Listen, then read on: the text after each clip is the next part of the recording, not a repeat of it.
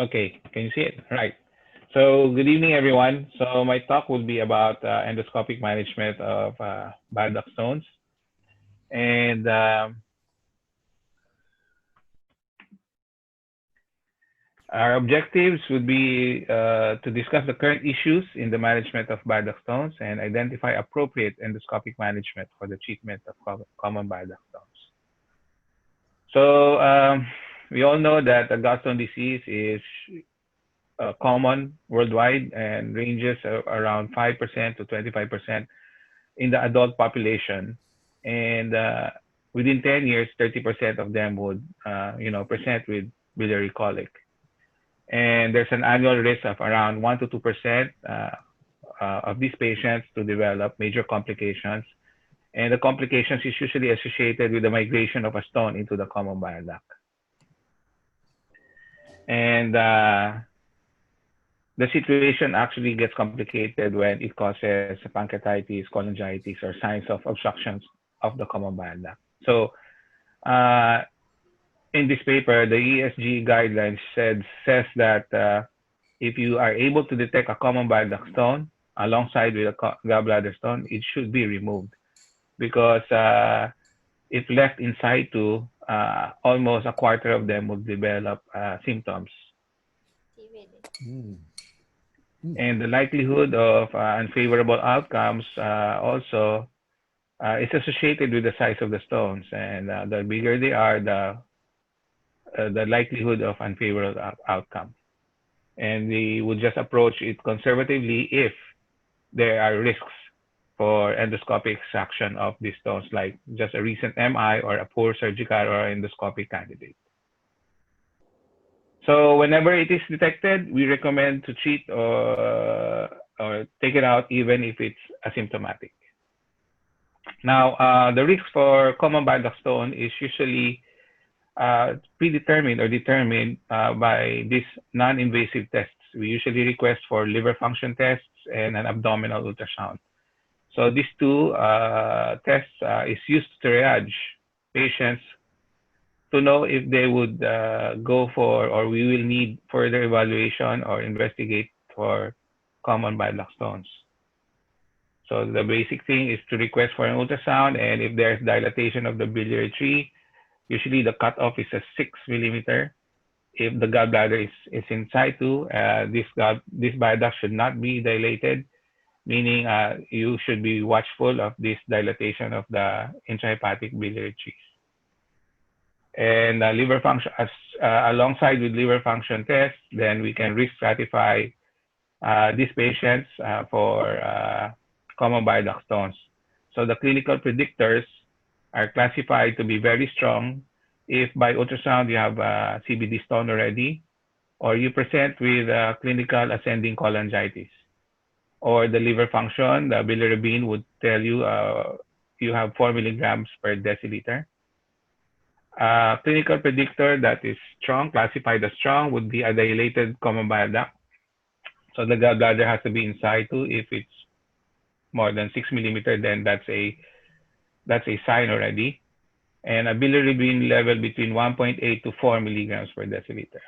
Now the predictors are classified moderate if any of the liver biochemical tests aside from the bilirubin is elevated, an age of more than 55 years old, and the patient presented with a clinical history of gallstone pancreatitis. So we assign the likelihood of stone or choledocholitis in patients who have presence of a very strong predictor to be high, or presence of two strong predictors, we classify them also as high, or if there are no predictors present, then we classify them as low. And all other patients, we classify them as intermediate.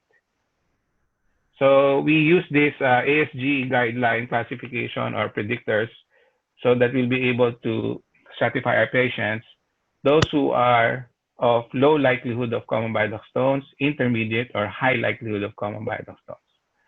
So patients who have low likelihood of common bile duct stones, we can proceed with lap chole. Those who have a high likelihood of common bile duct stones, then there are a lot of options like pre-op ERCP. or you can go straight for lap chole, IOC, lap common bile duct exploration, or a lap chole plus an endoscopic management of the common bile duct stone. Now the guidelines or the likelihood of common bile duct stones become a little bit complicated in the intermediate likelihood of common bile duct stones, wherein if you have abnormal liver function test and or there's just a dilatation of the common bile duct on ultrasound or scans, then there are a lot of options that surgeon can offer. Usually, we can offer, if you're intermediate risk, you can offer lap chole with IOC, and if it's positive for stones, you do your lap common bile duct exploration, or an intra-op or post-op ERCP. Or if you don't want to go still to a lap chole IOC, you can go for non-invasive tests like MRCP, EUS, or CT scan just to confirm if there are common bile duct stones. So if it's negative for, after an MRCP, it's negative for common bile duct stone, then we go for a lap chole. And if MRCP or EUS tells that there's a stone, then we can go for a pre-op ERCP, or otherwise, we can go straight for a lap chole IOC. Then it's either a laparoscopic common bile duct exploration or an intra-op or a post-op ERCP. So if I just like to tell you that if there's a low likelihood of common bile duct stones, the ASG would tell us that the likelihood of stone, you'd see stones would be just 30%. Intermediate would be around the area of 50%, and then high likelihood would be 50 above to 80%. So with regards to the treatment that you can offer, it can be either single stage, lap chole, or laparoscopic common bile duct exploration versus the two-stage sequential pre-op ERCP, lap chole, or lap chole post-op ERCP, or lap chole plus same session ERCP. This paper shows, this Cochrane paper shows that there's no significant difference between the mortality of these procedures. So it can be either single stage or two stage. There's not much difference with regards to morbidity and mortality. The only difference would be the hospital stay and sometimes the number of procedures in terms of retained common bile duct stones or left behind common bile duct stones. So with regards to the intermediate risk for the common bile duct stones, I'd just like to stress out that MRCP and EUS are good or very sensitive tests to determine the possibility or probability of having a common bile duct stone. And then you can tailor fit your treatment after having these tests done. The advantage of EUS is just when you put in the scope, it's test positive. The EUS sees a stone inside the bile duct, then you can go straight for an ERCP to take out the stone inside the bile duct. Other alternatives, again, as mentioned, would be lap chole, IOC plus lap common bile duct exploration, or a lap chole, same session ERCP, or a post-op ERCP. So just a diagram of our EUS showing common bile duct stones. Now, I'd like to touch on the topic of difficult common bile duct stones. Sometimes we do encounter them, and that actually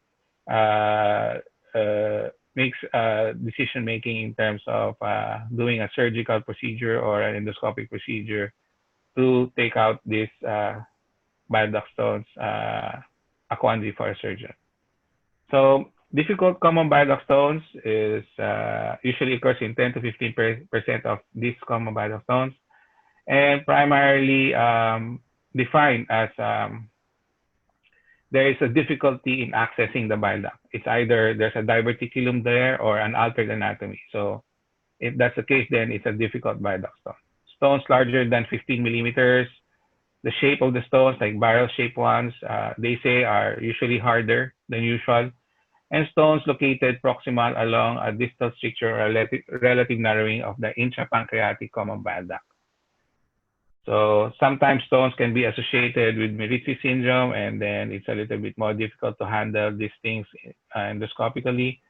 And sometimes common bile duct stones after a T-tube insertion, after a open surgical procedure, would actually alter the configuration of the common bile duct. Instead of it being almost a straight tube, becoming a sigmoidal shape wherein accessories in ERCP might be difficult to access the stone. So these are some examples: size of more than 1.5 centimeters. There are a number of stones, making extraction a little bit more difficult. Unusual shapes of the stone, and anatomical factors like a normal pancreatic, intrapancreatic common bile duct and a dilated CBD, wherein it's difficult to bring the stone out. You'll just have to use a lithotripsy to take it out.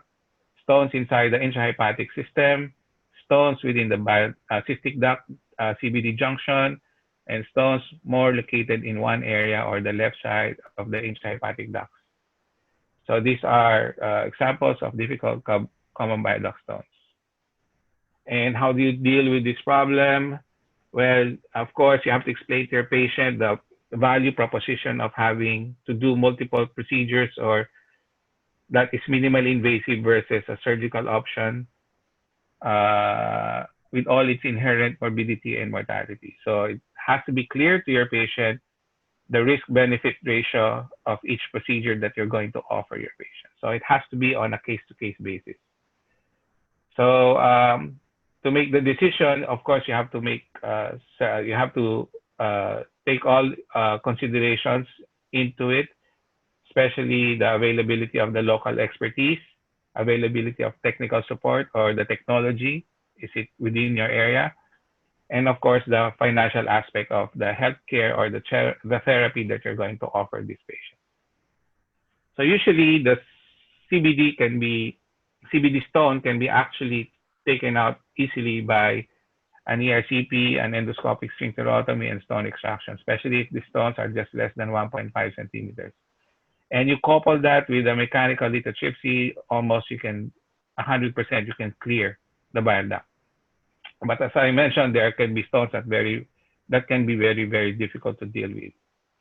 So this is just an example of a mechanical lithotripsy. We can use the 3-layer BML by Olympus or the trapezoid alliance tandem by Boston Scientific, and clearance rate is more than 90%. So the stone is entrapped and then it is crushed against a metal sheet. So that's mechanical lithotripsy. Complication rate of this procedure around 3 to 5%, and usually is with regards to the complication is due to basket impaction or fracture of the basket wire. Now that complication can be handled again by what we call a Sohendra emergency lithotripsy, and then of course hopefully we can crush the stone and then we get 100% common bile duct clearance. Now there are some stones that are large, big, difficult to handle, and in my practice I have gone into endoscopic papillary large balloon dilatation, meaning we dilate the papillary opening to the size of the bile duct. Almost we get most of the stones easily by just strolling out these stones with a balloon. We dilate the ampulla according or pattern the dilatation according to the size of the bile duct. It can range from 1.2, 1.5, 18 to sometimes 2.0, 20 millimeter CBD sizes. And once we have dilated the bile duct, we just pull out the stones into the duodenum. So it can be very easily be demonstrated by showing you a video. As you can see, we are dilating the papilla with a CRE balloon or a radial expansion balloon, a controlled radial expansion balloon, wherein we'd like to dilate the papilla almost to the size of the same size of the bile duct, and endoscopically this size is usually the size of a surgically created choledochoduodenostomy. So we can easily pull out stones inside duodenum. Another video of that, just a X-ray video. This is a big stone. We dilate the papilla using a controlled radial expansion balloon. We wait for the wasting of that balloon to pop out, and then that's our endpoint. And then we couple the extraction with some lithotripsy using a trapezoid alliance tandem, and then we can easily just pull in or pull out the stones from the bile duct. As you can see, these are big stones, twice the size of the scope, so it's around 2 to 2.5 centimeters. And there's clearing of the bile duct.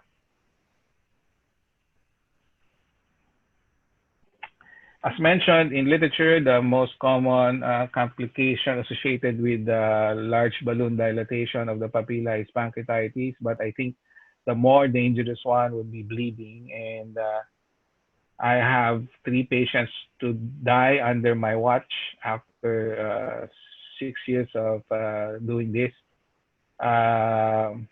In hindsight, maybe I was dilating actually an ampullary tumor or a periampullary tumor, and they die bleeding out. So these are just sad situations wherein there's a poor judgment from the endoscopy. Other salvage procedures, if we can just take out the stones, can be we just put in a stent, let the stent stay there for a while, and come back another day and take out the stones, because the stents are said to make the stones softer and smaller and a lot easier for a second ERCP to take out. So we just put in the stent, and sometimes in practice I give olive oil and also deoxycholic acid. But there are other modalities if these stones cannot be taken out, like ESWL, direct per oral cholangioscopy, or a mother baby type spyglass, or going through PTBD tract, or just going through the T-tube tract using cholangioscopy and either an EHL or a laser lithotripter. And of course, last resort would be surgery or doing your open common bile duct exploration. So I just like to touch on using the also deoxycholic acid. It was not recommended, but anecdotally in my practice, patients who were given olive oil and also deoxycholic acid, it's a lot easier for me to take those stones out. So this is just a video showing a DPOC or DPOCs. It is easy for me to do this because this patient already had a choledochoduodenostomy. So I went through the choledochoduodenostomy, the scope being guided by a guide wire. And we were able to directly visualize the stone inside the bile duct and crush the stones with our laser lithotripter. Luckily, our center has a laser lithotripter because our uro group or the urology group has the stones also. I mean, this urology group has these lithotripters also. Use these lithotripters. So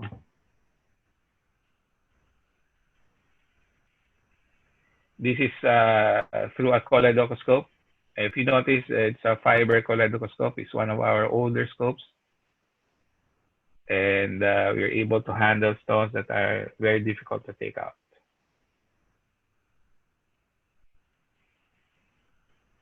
And another toy from our urology group. This is a case of a patient who had a Whipple's procedure. And she developed a stone inside the dilated bile duct that shows big stones. And it is a difficult bile duct stone because of the anatomical changes caused by the Whipple's procedure. So we decided to put a nasobiliary drain and have this patient undergo ESWL. My experience with this is just a few cases, and I think our dear friend Professor G.V. Rao has more. and might be able to help us answer questions later with regards to the use of ESWL for dealing with difficult bile duct stones. Now, there's some data with regards to fully covered self-expanding metallic stents. Using covered metallic stents in difficult stones, median stent duration placed is around 6.2 weeks, and there's around 80% clearance rate for these difficult bile duct stones. So this can be an alternative treatment for very difficult stones or a patient with poor tolerance to a prolonged ERCP time. My experience here would be a patient who's very poor tolerance to anesthesia. I just place a metal stent because during the COVID season, I just had to fly to a different region of the Philippines, and I might not be able to come back to this patient soon. So I just place a metal stent and bypass the stone, and the patient is actually doing well up to now. Unexpected events after endoscopic management of common bile duct stones can be pancreatitis, sphincterotomy bleed, perforation, cholangitis, especially if there's inadequate drainage of the bile duct. It ranges from 2 to 20%, but I think we try to minimize our post-ERCP pancreatitis by giving indomethacin transrectally and a bolus of plain LRS, hydrocortisone, and octreotide to our patients.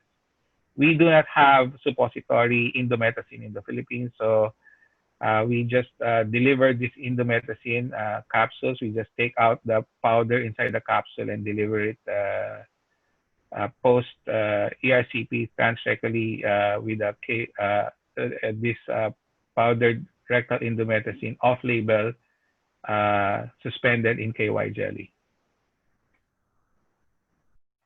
So in summary, in patients with concomitant common bile duct stones and gallbladder stones, of course, it's better to remove stones in the common bile duct because of the risk of these stones developing complications or symptoms later on.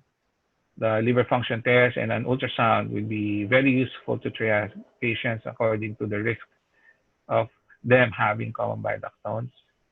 And we follow the ASG guidelines to help us with regards to the algorithm of low, intermediate, and high risk patients for common bile duct stones.